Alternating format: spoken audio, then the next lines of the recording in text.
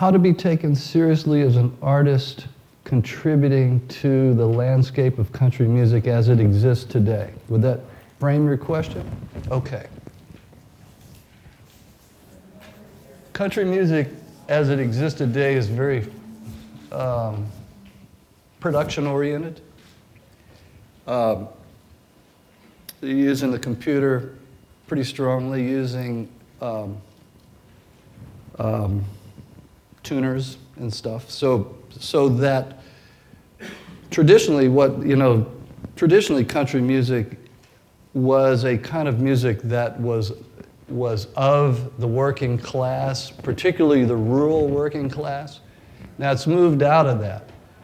But I would say that I still hold out that if you can find something that is uniquely speaks to the experience of the working class as it still exists today, but do it in a way that doesn't pander or, one of the problems I have with country music as it is today is it seems like it aims for the lower IQ.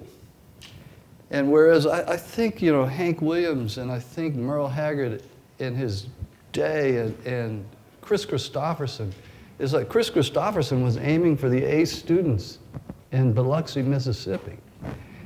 And he got the A students in Biloxi, Mississippi, but also the D students understood, me and Bobby McGee, because it was so accessibly, it's like the thing, with music, isn't it when you love music is when you hear it and it shows you yourself. It's like, I think music at its best shows you some part of yourself. And I don't think the artist should ever want to really take credit, because if it all works, we're all the same. So I don't feel as if I've answered your question wholly, but I would say I was having breakfast with a lady named Jackie this morning who is, she likes country music. She comes from an R&B background, but she likes country music. And I just say, you have to somehow find the language of your heart. And and whenever you can capture the language of your heart, it generally works. There was a song recently on the award show that won Best Song of the Year, and it was written by this friend of mine, Alan Shamlin, and somebody else, but it's called The House That Built Me. Yes. Now, I was really excited about that because I thought, wow, that's real.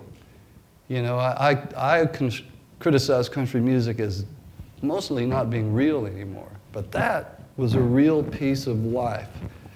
And I would say if I were in your shoes, I would be looking for a way to create something that stands as a real piece of life. Whatever your sensibility or however you experience that, make it real. And if you do it right, somebody will grab it because if they hear something good, they want it because they know it's going to make money.